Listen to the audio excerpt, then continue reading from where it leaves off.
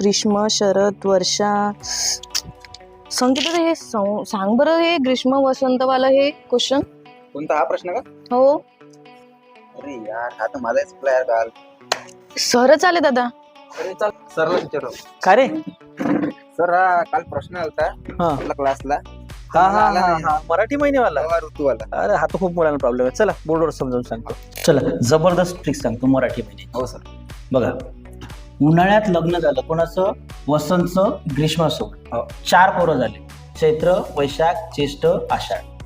पावसाळ्यात लग्न झालं वर्षाचं शरद सोबत. 4 पोरं झाले, श्रावण, भाद्रपद, अश्विन, कार्तिक. हिवाळ्यात लग्न झालं हेमंतला हेमा, शिशिर सोबत.